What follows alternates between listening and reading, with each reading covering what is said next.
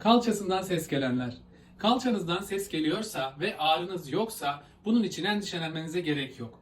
Kalçadan ses gelmesinin iki tane sebebinden bahsedeceğim. Bir tanesi kalça kemiği ile kalçamızın yanından geçen tensor facial lata dediğimiz ligaman yapısının sürtünmesi sonucunda ses gelmekte. Bir diğeri ise kalçamızın ön tarafında bulunan iliopsoas kasının tendonuyla kalça ekleminin sürtünmesi sonucunda kalça ekleminden ses gelmektedir.